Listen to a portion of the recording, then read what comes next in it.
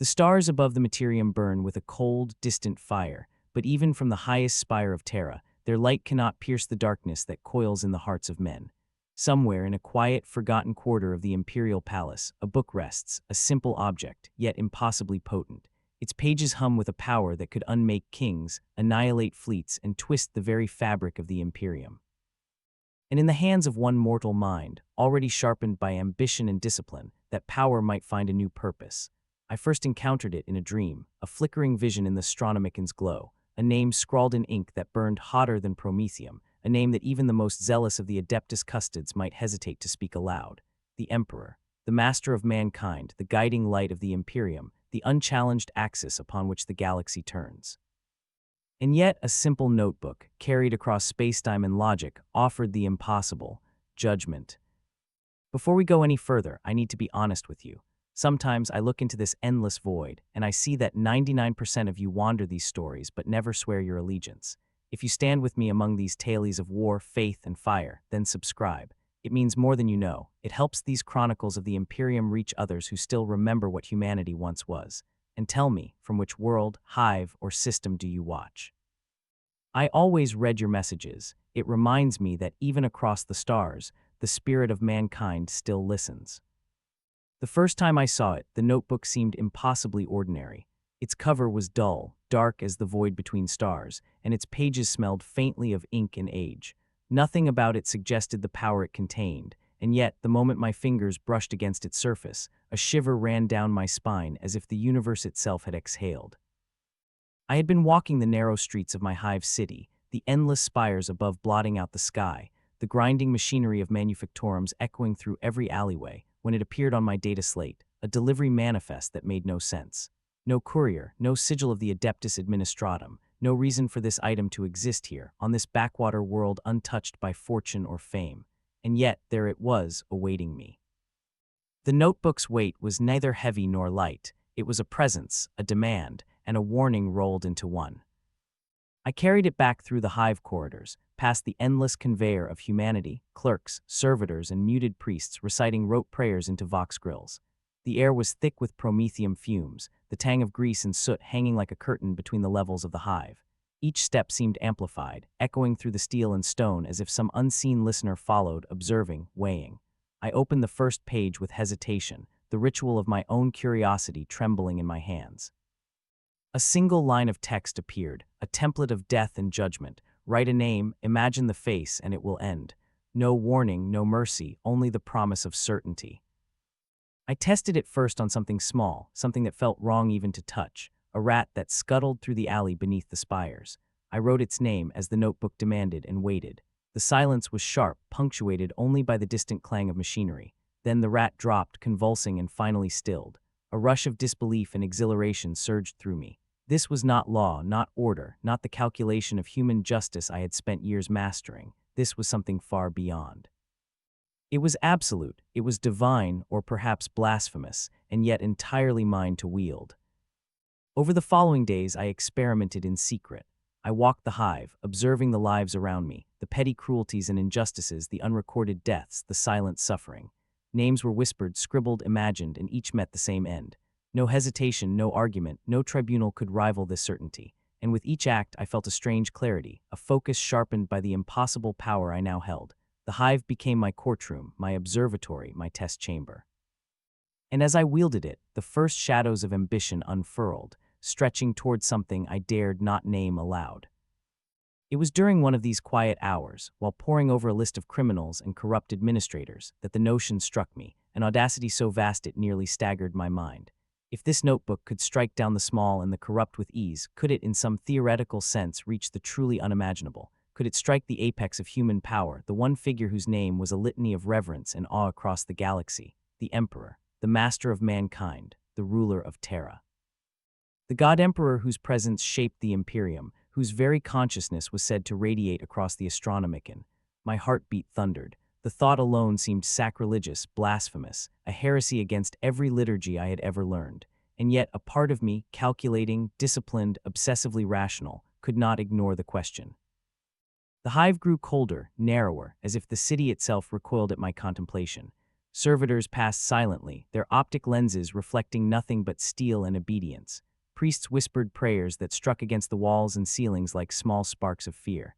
The notebook sat before me, unassuming yet impossible, the blank pages calling, demanding. Every name I had written had been a rehearsal, a test. But this was no rehearsal. The weight of choice pressed down like the crushing gears of the manufactorum mills, heavy and inevitable. I felt the first stirrings of what I would come to know as true ambition, the first intimate taste of absolute power, and with it, the cold certainty that my life, my city, and perhaps the very galaxy would never be the same again. I closed my eyes and imagined the Emperor, seated upon the golden throne, encased in the web of machine spirits and psychic vigilance that maintained his existence. The notion that one mortal mind could affect such a being seemed preposterous, yet the notebook did not care for preposterousness. Its rules were simple, ruthless, unyielding. It promised death and consequence with impartiality, but it demanded something in return, the audacity to act. The first chapter of my ambition had begun not in war or prayer, not in the shadow of a cathedral or the roar of a battlefield, but in the silent, unbroken corridors of my own mind. And as I opened the page once more, the name hovered on the edge of thought, impossible yet irresistible, a spark in the void that would ignite a fire unlike any the Imperium had seen before. The moment came quietly, almost imperceptibly, as if the universe itself hesitated to witness the act. I had spent nights packing my dim chamber, the notebook open before me, the soft hum of the hive city seeping through the walls like the breath of some colossal, indifferent machine. Every sound, the hiss of servitors, the distant clang of promethium pumps, the whispered prayers of a lone priest on the next level, felt magnified, weighty, as if each life in the hive held a resonance that could be felt in bone and blood. I knew the notebook worked. I had seen it with rats, with petty criminals whose deaths no one would notice, whose absence would ripple through the hive only as a minor correction in the bureaucratic ledger. But this first test, the one that truly mattered, was not against the insignificant. It would mark the boundary between curiosity and ambition, between theory and execution. I chose a target carefully, a man named Dirk Voss, a mid-level Arbeit whose corruption had eaten quietly through our sector, leaving families impoverished and streets unsafe. His cruelty had been discreet but unrelenting, a small tyrant in a cage of bureaucracy. I traced his steps through the hive, observing from shadows, noting the precise cadence of his routine. Every gesture, every twitch of his hand, every word spoken to subordinates and citizens alike became a calculation, a rhythm I could follow and anticipate. The notebook lay open in my lap, blank and patient, waiting for the act that would define the potential of this terrible instrument. When the moment came, it was almost mundane. I wrote his name with a careful hand, imagining his face as the notebook demanded. The ritual was simple in form yet impossible in consequence. A tremor ran through the chamber, imperceptible to the hive outside but undeniable to me, a vibration in the marrow that suggested the universe itself had shifted its weight. Voss stumbled in his quarters, convulsed, and fell silent, the life in his eyes extinguished before his body hit the floor. I froze, breathless, as the full weight of the act settled over me. It was not horror I felt, nor relief, nor triumph, only the stark, crystalline clarity of responsibility. The notebook's promise was absolute. Death was certainty, consequence immediate. The power to enforce judgment had been given, and with it, a terrifying clarity. In the hours that followed, I wandered the hive in silence, my footsteps echoing off the metal and stone as if marking a procession no one else could see. The streets were indifferent, yet each glance from a servitor or passing citizen felt heavy with unseen weight, as though they suspected or feared or somehow sensed that the world had changed. My mind reeled with possibilities. Every injustice I had once catalogued and forgotten, every crime that had gone unpunished, could now be corrected with a stroke of ink. The notebook was no longer an object. It was an extension of thought, a conduit for judgment that circumvented law, ritual, and even the feeble reach of mortal morality. Yet even in triumph, doubt stirred. I knew the limits of mortal power. I had studied the Imperium long enough to understand that the universe was vast, that the Emperor's gaze spanned millennia and systems beyond reckoning. Could such a presence be affected by the simple act of writing a name? The question hovered like smoke in my mind, insistent and suffocating. And still, the first test had succeeded, demonstrating not just the potential for power, but the nature of its danger. It was intoxicating, the knowledge that death itself could be wielded with precision, yet it demanded vigilance, intellect, and patience. Misstep could mean exposure, reprisal, annihilation. The hive seemed to pulse around me, alive with the mechanical heartbeat of Prometheum engines and the faint psychic undercurrent of the Emperor's will, distant yet present, like a star whose light reaches after centuries. I imagined a scale tipping, measured not in weight but in consequence, and realized the notebook was not merely a tool, it was a reckoning. The first life I had taken deliberately was the first ripple, but the waves would not be contained. Already the patterns of thought and consequence began to stretch outward, touching lives I had yet to see, weaving through the spires, corridors, and manufactorums of the hive. The city, which had once been an indifferent expanse of stone and steel, now felt like a web, and I was both spider and prey, threading through a reality far larger, far older, than my mortal understanding could contain. By the end of that day, I had made a vow unspoken and absolute. The notebook's first test was not merely a proof of power, it was a threshold, a passage into ambition's realm where no law, no faith, and no fear could constrain me. I had glimpsed a force that transcended mortality, and for the first time I sensed the intoxicating allure of judgment itself, not as duty, not as morality, but as absolute, unchallenged authority. The shadows of the hive seemed to bend toward me, and in that bending I felt a name, vast and radiant, hovering at the edge of thought, the Emperor, and somewhere deep in the marrow of the city, or perhaps in the marrow of the cosmos itself, I knew that the first test was only the beginning. The hive shifted around me like a living thing, each level a tangled web of metal, smoke, and humanity compressed into infinite corridors. The streets were narrower than memory suggested, twisting and climbing, stacked upon one another in defiance of logic, while promethium fumes and the faint tang of burnt wires hung thick as incense. I moved through it all with a new awareness, a predator stalking a territory I could now shape with a thought and a stroke of ink.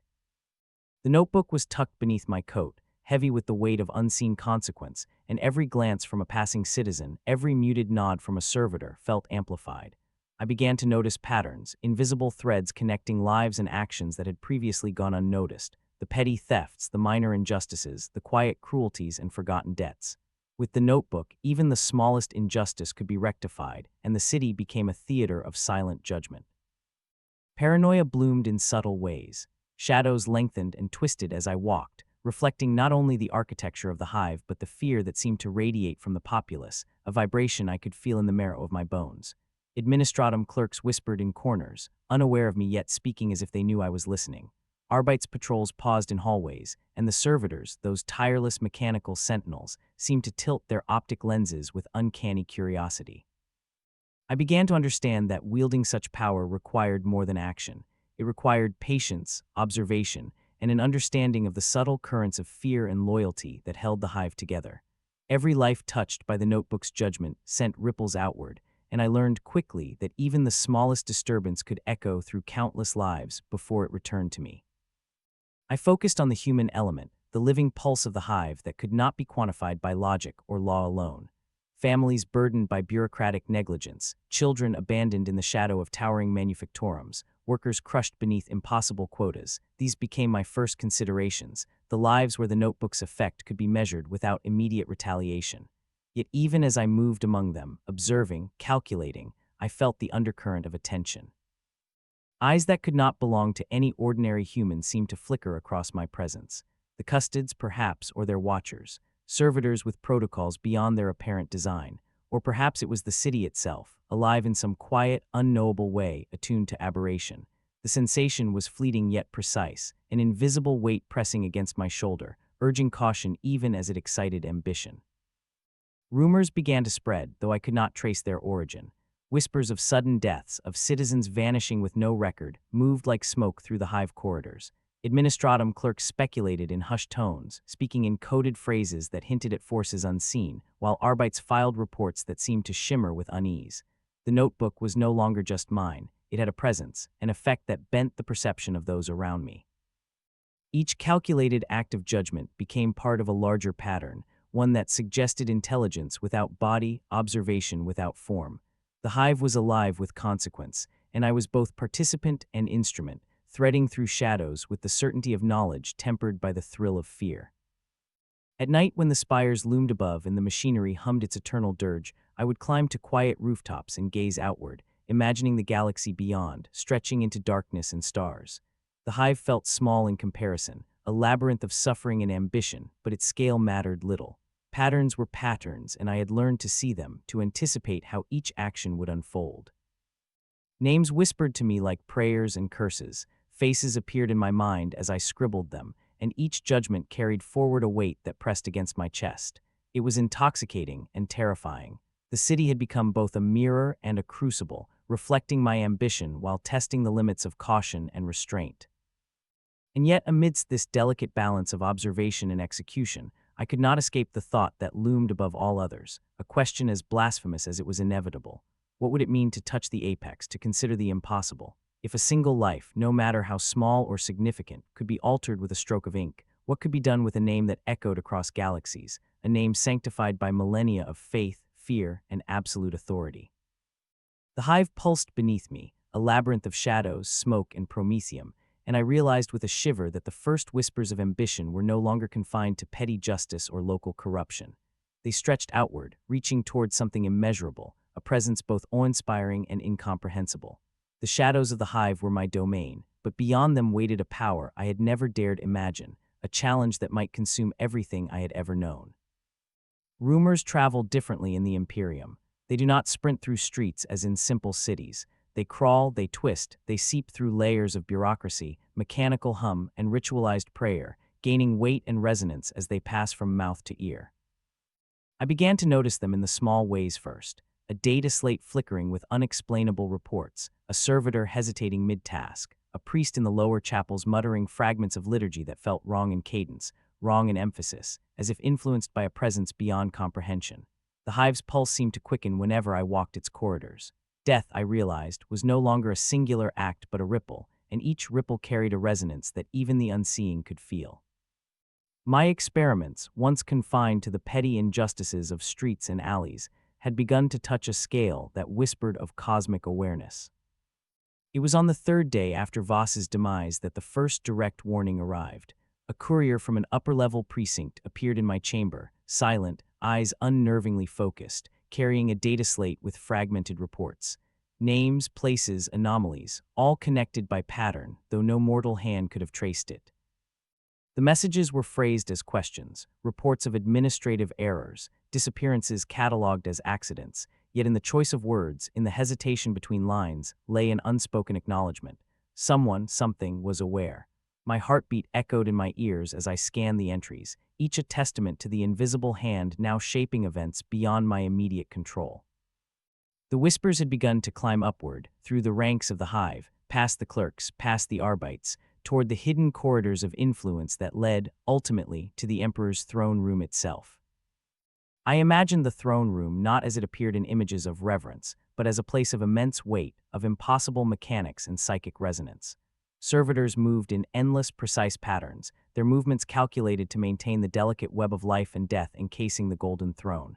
Custodians, their gaze eternal and unflinching, patrolled the edges of perception, sensing shifts, disturbances, ripples that indicated deviation. The idea that one mortal mind could affect events so far from the seat of power seemed laughable, and yet the notebook suggested otherwise. With each name written, the universe's balance shifted imperceptibly, sending shivers through the spires of Terra, as if the very planet sensed that an anomaly had been introduced into the machinery of fate. The notebook lay open before me in the dim glow of my chamber, ink freshly dried from Voss's name, and I could feel the quiet thrum of awareness emanating from beyond the hive. Patterns in the administratum's records grew more pronounced. Reports of missing officials, unaccounted deaths, and whispered accidents reached levels they should not have touched. My hands trembled slightly, not from fear, but from the realization that the reach of my actions extended into places even I could not fully observe. Rumors had become a signal. The hive was speaking to me through layers of bureaucracy, through servitor hesitation, through whispered prayers, and I understood with an almost sickening clarity that the throne itself, or whatever presence surrounded it, had noticed the shift. Yet comprehension alone offered no solution. The Emperor's will was ineffable, inscrutable, and I was a mere mortal trying to measure it with a notebook whose power was terrifying in scope, but limited in understanding. I could imagine the Custodes sensing a disturbance in the pattern of life and death, moving silently through chambers I would never see, their every action a subtle attempt to correct an imbalance they may not fully understand. The throne room pulsed in psychic resonance, and somewhere in that lightless void, the first faintest suggestion of awareness, rumor, prayer, or perception seemed to reach toward me. A whisper in the machinery, a vibration across the data slates, a pattern in the servitor's movements. Not accusation, not judgment, only recognition. Someone was wielding a force they should not. That night I remained in my chamber, notebook open, city silent beyond the walls but alive in vibrations I could feel in my bones. I wrote nothing. I only listened. The whispers continued, carrying fragments of thought, echoes of fear, recognition, and perhaps awe. And as I sat, heart pounding with the knowledge of both my power and my peril, I understood that I had entered a theater far larger than any I had imagined. The first acts of judgment had been rehearsals. The audience, it seemed, was watching from the throne room itself, and their awareness, intangible and immeasurable, marked the beginning of a reckoning that would reach far beyond the narrow corridors of the hive. The shadows of the hive had become whispers in the throne room, and I, their architect, had no choice but to consider the scale of what I had set in motion. The Custodes are not human. Even the oldest of legends cannot capture the breadth of their perception, the precision of their vigilance. When they watch, it is not with curiosity, nor with the temper of emotion, but with an awareness that stretches across time and space, calibrated in millennia rather than hours. I began to sense their gaze before I understood its nature, a subtle pressure in the marrow of my bones, a tremor in the hive's resonance that suggested attention, calculation, and judgment. Servitors paused mid-task, data slates hummed faintly, and somewhere deep within the steel corridors, the golden crimson figures moved with a deliberation that could detect the tremor of a lie before it reached the lips of a mortal. I realized, with a chill that ran colder than the void, that my actions were no longer confined to the shadows of a single hive. They had drawn attention from the apex of human guardianship. I did not see them at first. Their presence was a whisper in the senses, a disturbance in the patterns I had come to understand. The notebook, once my private theater of justice, now felt like a beacon, pulsing with signals I could neither fully comprehend nor ignore. Each name I wrote, each death I orchestrated with quiet certainty, generated a ripple.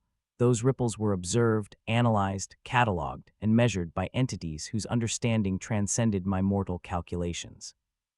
The Custodes, I knew, did not act in haste. They did not move with mortal urgency, yet the sense of inevitability was absolute. Their attention, patient and unyielding, had already begun to shape the corridors of the hive and the currents of power I had been manipulating. The first encounter was subtle, almost imperceptible. I felt a shift in the air as I traversed the lower levels of the hive, a change in temperature, a resonance in the promethium-laced breeze, the briefest hesitation of a servitor's arm. I paused, heartbeat echoing, and sensed movement along the hidden corridors above me. Figures draped in gold passed unseen by mortal eyes, but their presence was unmistakable, calculating, observing, weighing. My first instinct was fear, but it was quickly tempered by fascination. To be watched by such beings is not merely to be observed, it is to be acknowledged as part of a system far beyond human understanding, and in that acknowledgement lay both peril and opportunity. I continued my experiments with care, testing the notebook's power against figures of minor authority and known criminals, always aware that the Custodes' gaze followed. Each act of judgment became a dance, a negotiation between my ambition and their unblinking vigilance.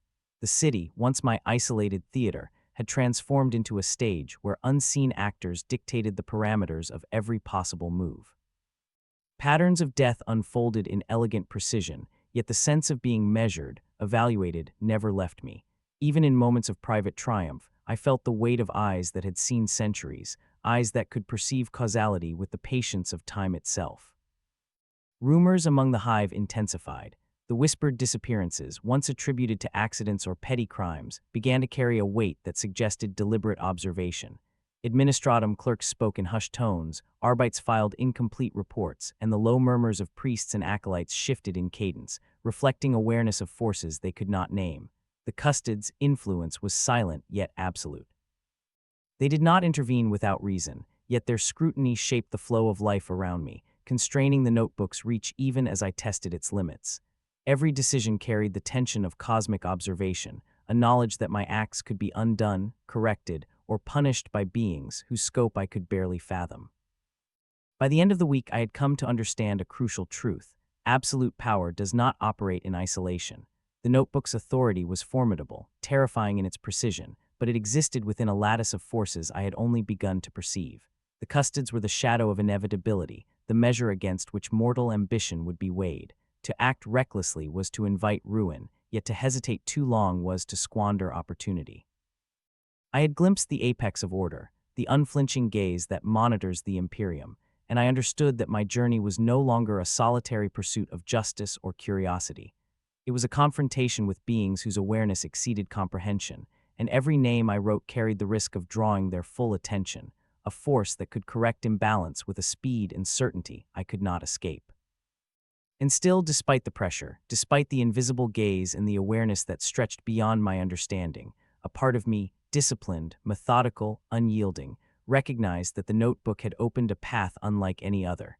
It was a bridge between ambition and cosmic consequence, between mortal will and divine observation.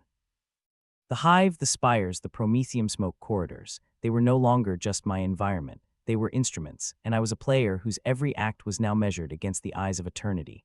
To proceed was to flirt with annihilation, yet the pull of possibility, the allure of judgment unbound, could not be ignored. In that tension, I felt the first intimations of what it truly meant to wield power that rivaled the observant vigilance of the Emperor's Custodes. The nights in the hive grew quieter, though the silence was deceptive. Beneath the grinding machinery and the constant hum of manufactorums, a subtle vibration pulsed through the stone and steel, a presence I could feel in the marrow of my bones. The notebook, once a tool of precise mortal judgment, now carried a weight I could scarcely quantify. Something beyond the material plane had begun to stir, as if the act of writing names, of enforcing life and death with such intimate control, had drawn the attention of forces older than the Imperium itself.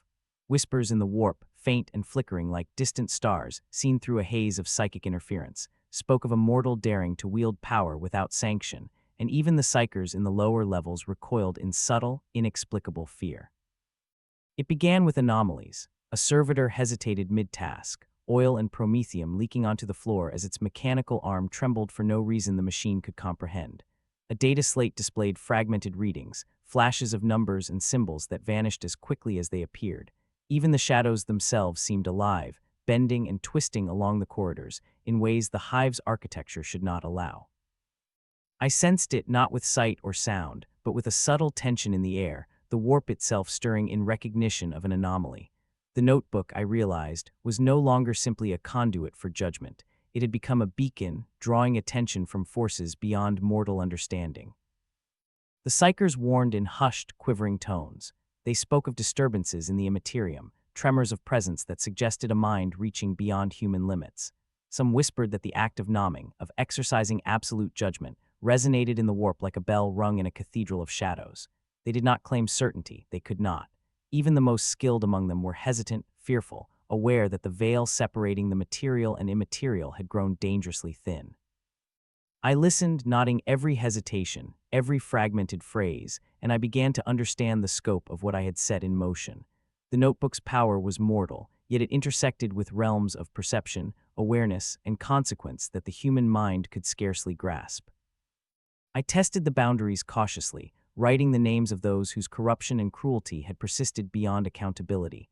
The results were immediate, precise, and terrifying in their inevitability. Yet after each act, a strange resonance followed, a tremor in the air that suggested observation, perhaps even judgment from somewhere beyond. Shadows deepened in the corridors, flickering as though alive.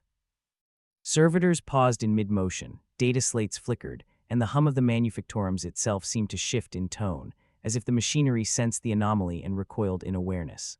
The warp watched, attentive and inscrutable, responding not with action but with a quiet, undeniable presence that left no room for doubt. Rumors among the mechanicum surfaced, cautious, fragmented, and heavily coded. They spoke of artifacts that could bend fate, of forces that interfered with the natural order, and of unseen presences in the immaterium that reacted to mortal audacity. I catalogued each fragment meticulously, observing patterns, not inconsistencies. Each whispered warning, each subtle anomaly, suggested a larger structure, an intelligence, or perhaps a web of consciousness that responded to the application of the notebook's power. It was neither benevolent nor malevolent, merely aware, attentive, and patient beyond comprehension. By the third week, I felt the notebook's reach in every step, every breath, every calculation. Life and death, once simple and observable, had become interwoven with a matrix of consequences that extended beyond sight, beyond immediate perception, beyond mortal reckoning. The warp itself seemed to bend subtly, echoing each act of judgment with a resonance that suggested awareness, scrutiny, and perhaps anticipation. I realized with a shiver that the stakes were no longer personal, no longer confined to a single hive or city. The notebook had become a bridge between mortal ambition and cosmic observation, and the warp, alive with silent attention, was watching, waiting, measuring, always measuring. And in that quiet, impossible awareness, I sensed the first intimations of something far larger than my calculations, far older than my ambition. The Custodes might observe with unmatched precision, the hive might whisper with mortal fear, but the warp is eternal. It sees the threads of action, the tremors of intent, and it does not forgive. I sat in my chamber, ink trembling in my hand, heart pounding, and understood that the notebook's first triumphs had been only the beginning. The watching had begun, patient, eternal, and absolute, and I, a single mortal mind, had drawn the gaze of forces that could unmake or remake the very world without warning or mercy. The nights in the hive grew heavier, as though the very stone and steel had learned to breathe. The hum of manufactorums no longer comforted. It pressed against the skull like a low, insistent heartbeat, vibrating in tune with something older, unseen, vast. The notebook, once a simple instrument of mortal judgment, had become a conduit to forces I could not name, forces that stirred in the Imperium with subtle yet undeniable attention. I could feel it in the marrow of my bones, a weight, a pull, a resonance that suggested consciousness beyond comprehension. The warp was aware, it seemed, and my actions, no longer private or isolated, were sending ripples through that unknowable expanse. The act of writing names, of deciding fate with a thought and a stroke of ink, had drawn attention from something immense, patient, eternal. The first anomaly was subtle. A servitor halted mid-motion, its articulated limbs trembling slightly, promethium leaking from a seal that should have been secure. Data slates flickered, numbers dissolving into symbols no mortal mind could interpret, and shadows stretched unnaturally along the corridors, twisting with angles impossible to reconcile. I felt it before I understood it, the warp, watching, aware, measuring, responding. It was not anger or judgment, not yet, but observation. The very act of wielding the notebook's power had become a signal, and that signal carried weight beyond mortal reckoning. The hive, in its infinite stacked corridors and smoke-choked levels, felt suddenly alive in a way that was neither comforting nor familiar. It was attentive. The psychers of the lower levels spoke in hushed, uncertain tones, their voices trembling with reverence and fear. Disturbances in the Imperium, they claimed, subtle tremors of presence and intent that could not be attributed to mortal minds. Even the most disciplined among them quavered, acknowledging the faint yet persistent echo of something vast stirring in response to human ambition. Each act of judgment I performed, each name inscribed in the notebook, seemed to resonate like a bell rung across the psychic lattice of reality. The warp listened, and perhaps in its own inscrutable way it understood. It reacted subtly, precisely, testing the limits of mortal interference and leaving traces in the air, the shadows, the machinery, that whispered of unseen eyes. I began to test its boundaries carefully, choosing names of petty tyrants, corrupt clerks, and those whose cruelty had persisted beyond consequence. Each act confirmed the notebook's inexorable precision, yet after every judgment a tremor lingered. The shadows lengthened unnaturally, the servitors hesitated with an almost imperceptible awareness, and the manufactorum seemed to hum with altered rhythm, as if the machinery itself recoiled from the anomaly. It was impossible to distinguish where consequence ended and observation began. Life and death were no longer isolated events. They were threads woven into a tapestry that reached beyond the material plane, entwined with forces whose scale I could not comprehend. Rumors began to spread among the Mechanicum in cryptic fragments, warnings encoded in careful phrasing. They spoke of objects that bent fate, of mortal arrogance brushing against the Imperium, and of presences that responded to audacity with silent calculation. I catalogued each fragment meticulously, noting patterns in their phrasing, observing consistencies that suggested attention from something both ancient and patient. The warp did not judge in human terms. It watched, it measured, and it recorded. I felt its presence everywhere, in the silence between machinery, in the stuttering flicker of vox lights, in the faintest tremor of my own pulse. By the end of the week, the notebook's power was no longer a solitary instrument of mortal ambition. It had become a bridge between human will and cosmic awareness. Each name written resonated outward, stirring attention from beyond, demanding reckoning that I could barely perceive, let alone control. The warp's watch was patient, eternal, and absolute. Its presence pressed against the edges of my mind, reminding me that the act of judgment carries consequences far greater than understanding or intent. And yet in that pressure, I felt the intoxicating pull of possibility, the lure of wielding power that intertwined mortal action with forces beyond comprehension. I had crossed a threshold, and there was no turning back. The warp was watching, and I was the instrument it observed, poised between ambition and oblivion. Faith is a fragile lattice, one built upon devotion, repetition, and the unshakable belief that unseen hands guide the lives of mortals. In the hive, faith had always been a currency, traded in whispered prayers, ritual gestures, and the grinding certainty of liturgy. But now, as I walked the spires and corridors, I sensed it beginning to crack, fracturing under the weight of things the populace could neither name nor understand. Whispers of disappearances, subtle tremors in the promethium-choked air, the unnatural hesitation of servitors, all converged to create a tension that could not be mitigated by prayers or chant. Even the priests of the lower chapels, who had once spoken in unwavering tones, now stammered, eyes darting toward shadows, as if sensing a judgment that transcended doctrine. The notebook lay in my hand like a relic of divine heresy. Every name I wrote, every orchestrated end rippled outward, not only through mortal consequence but through perception and belief. The lines between faith and fear blurred. Citizens began murmuring about the Watcher in the shadows, a force invisible but precise, capable of reaching through corridors, manufactorums, and council chambers alike. Some spoke in awe, some in terror, and a few with the tentative hope that justice, long denied by bureaucracy and corruption, had found an agent.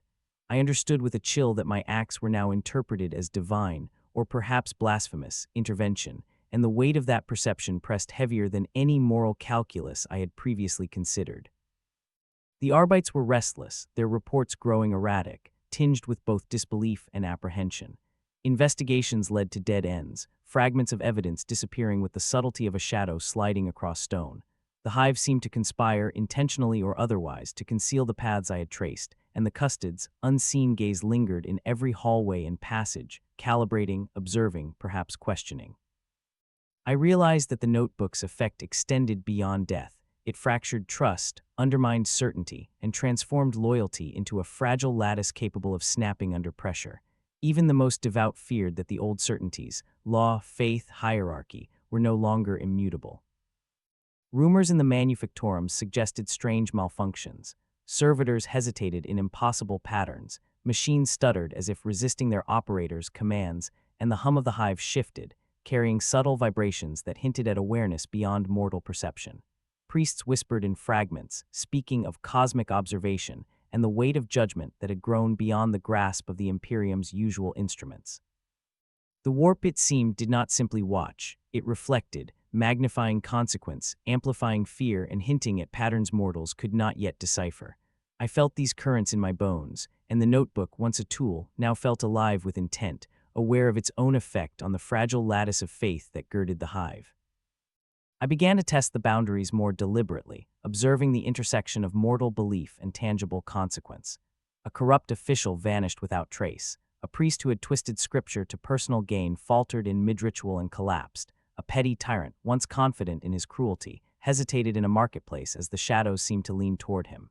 Each event reverberated beyond the immediate scene, reshaping belief and sowing both terror and devotion.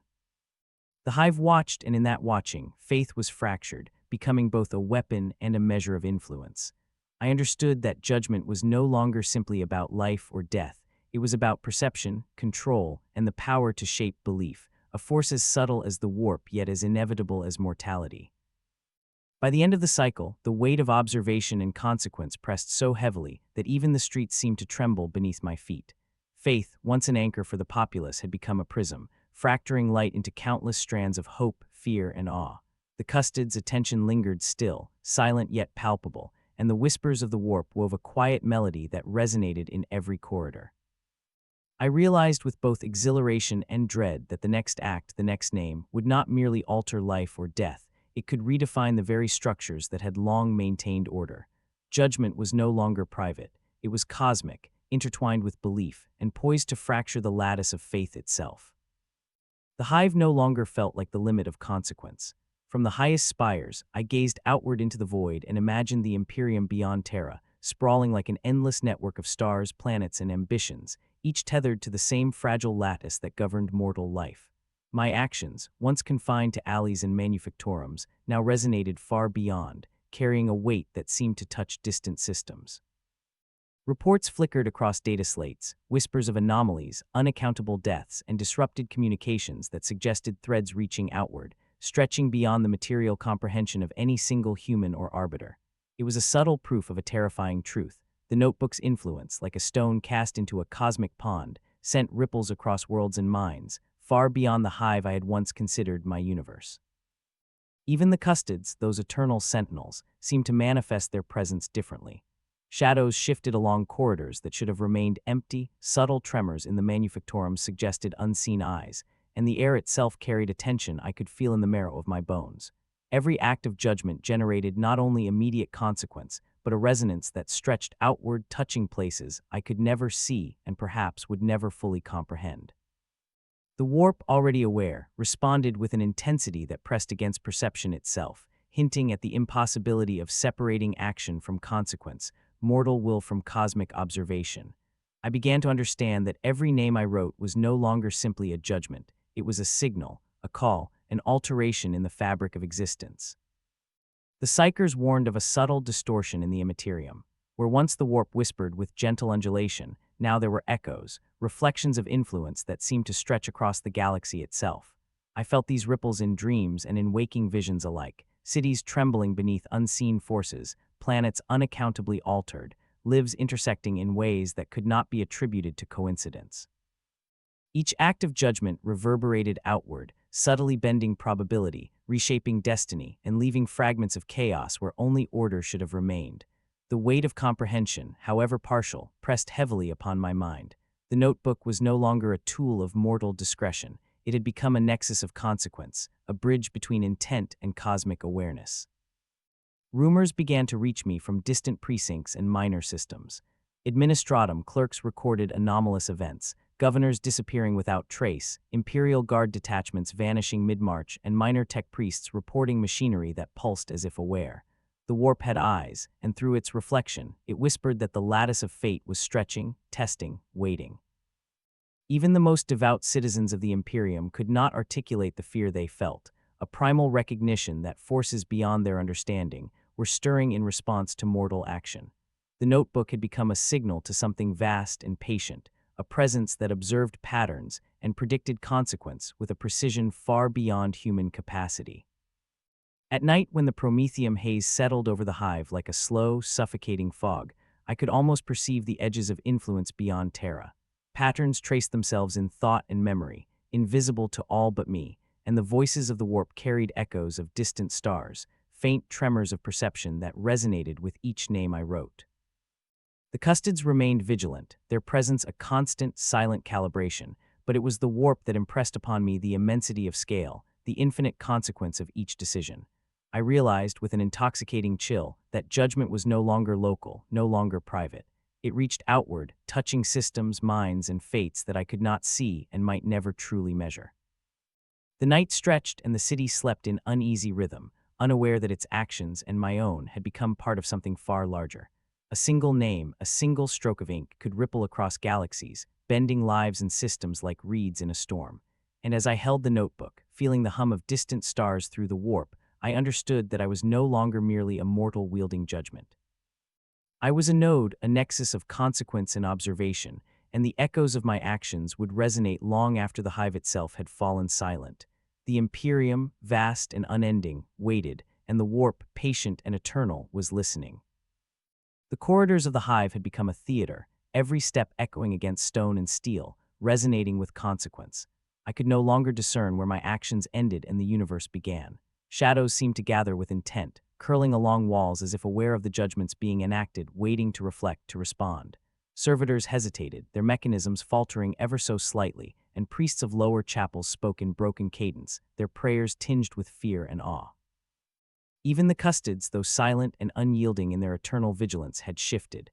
The rhythm of their patrols, imperceptible to ordinary eyes, was now a subtle counterpoint to my every action, a measured calibration against the anomaly I had become. I was observed on all planes, physical, psychic, and perhaps even beyond, in ways my mind could barely conceive.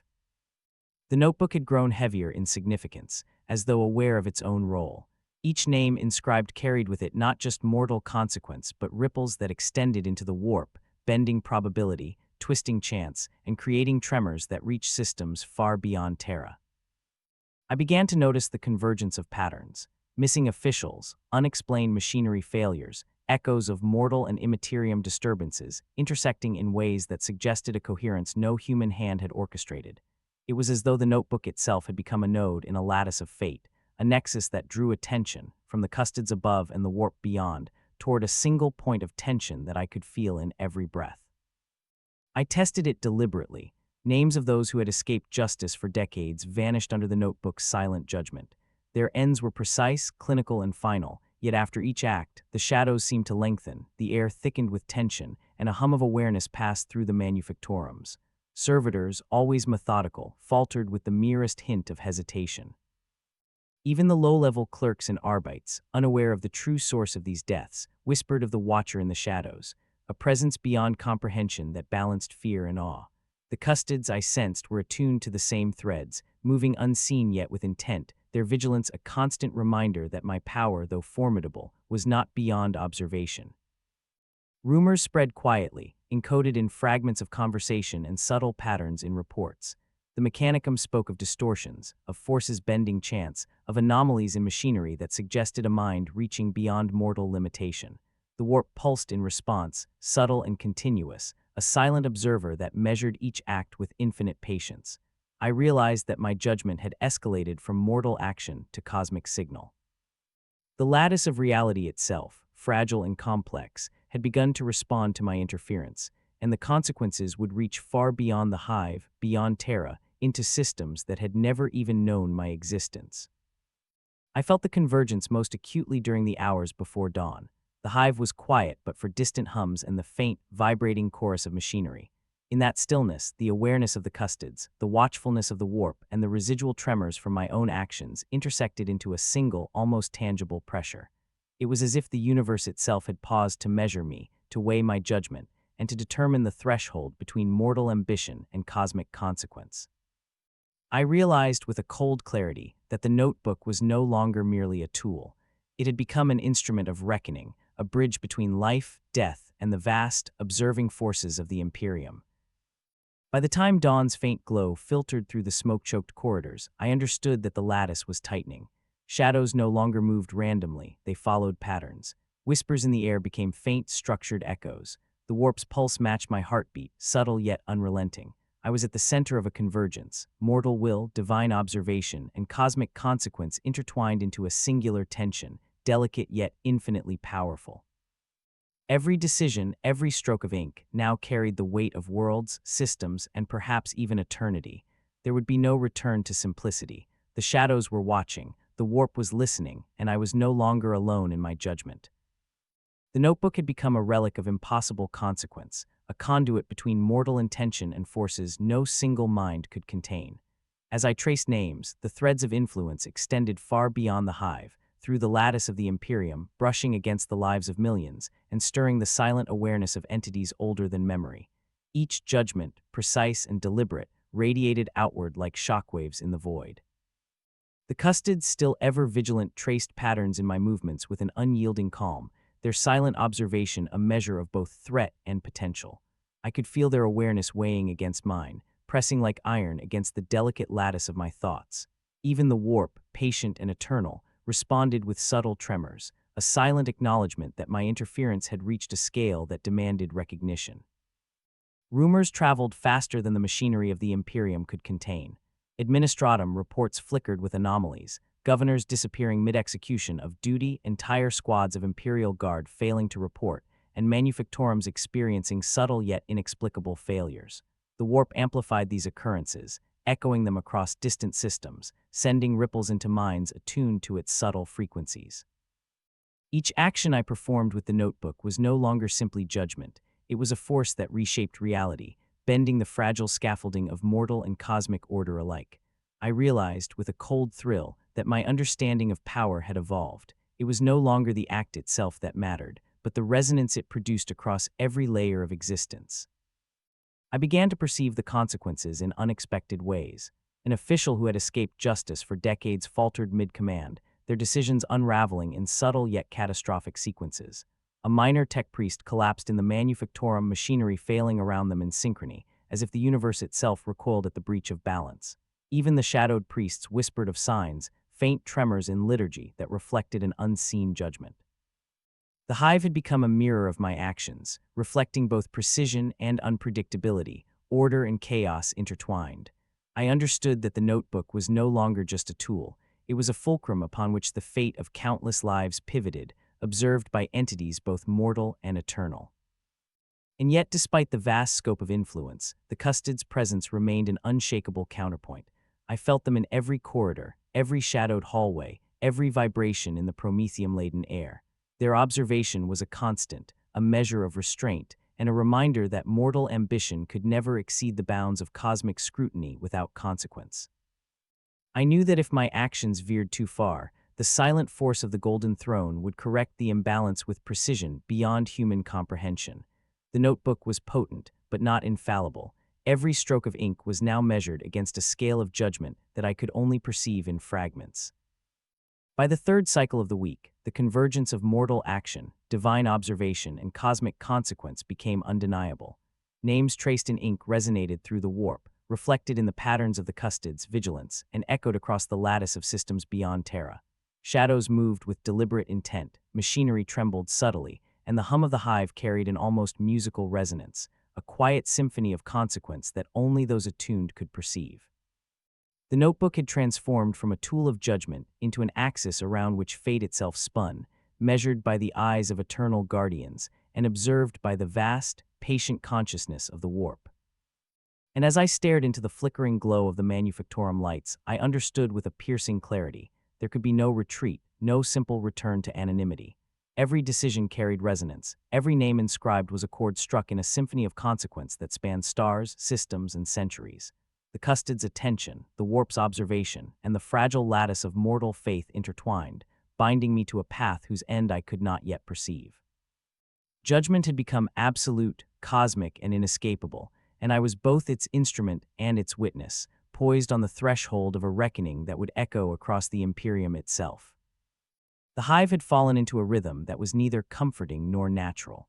Shadows no longer simply followed the corridors. They waited, anticipatory and deliberate, reflecting the weight of countless judgments that had rippled outward across the Imperium. Servitors moved with measured hesitation, data slates flickered with fragmented patterns, and even the priests of the lower chapels spoke in tones that trembled between awe and fear.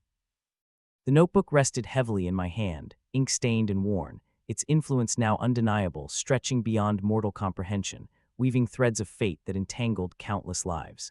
Every decision I had made, every name inscribed, had left an imprint, a resonance that even the Custodes, silent and eternal, could not ignore.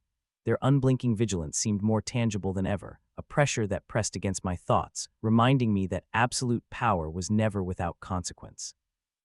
The warp, patient and eternal, pulsed in quiet harmony with the lattice of mortal ambition I had shaped. Where once I had sensed subtle tremors and whispers, now there was clarity in their reflection, a recognition of influence, an acknowledgement that the threads I pulled had extended across stars, systems, and perhaps even centuries of consequence. Reports arrived with impossible precision, anomalies in distant manufactorums, unexplained disappearances of high-ranking officials, and subtle manipulations of fate that seemed orchestrated by an unseen hand. It was no longer fear alone that moved the hive. It was reverence, awe, and the fragile understanding that judgment had a voice, and that voice could reach farther than any human mind could comprehend.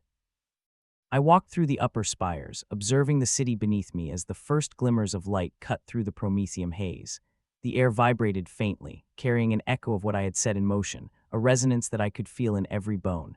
Faith, already fractured, hung in delicate balance. The citizens whispered of the Watcher, of judgment incarnate, yet they did not know the full scale of its reach. Even as they prayed, lit candles trembling in their hands, the lattice of consequence extended beyond Terra, touching worlds where my presence was unknown, yet felt. The Custodes' attention lingered still, silent, absolute, weighing every heartbeat, every flick of shadow, every thought that passed through my mind. It was then in that fragile, trembling quiet that I understood the full cost of wielding such power. The notebook had become a nexus, a bridge between mortal will, divine observation, and cosmic consequence. I could no longer act without considering the layers of reality that intersected with my own. Every life claimed, every choice made, reverberated outward, touching the warp, the lattice of belief, and the silent watch of the Custodes. There was no return to innocence, no retreat into ignorance. Judgment was no longer personal, it was universal, echoing across stars and systems with an inevitability that defied comprehension. I paused at the highest balcony of the hive, looking outward into the void where the stars shimmered faintly, distant and indifferent. The notebook lay in my hands, heavy with power, and I realized that I had become part of something far larger than myself, a mortal mind entwined with forces eternal and patient, observed by the unblinking eyes of the Imperium's guardians, measured by the silent pulse of the warp, and amplified across the lattice of countless lives. In that moment I felt both terror and awe. The culmination of my acts, the scope of consequence, and the convergence of observation were complete. The Imperium had acknowledged me, and the silence that followed was not empty.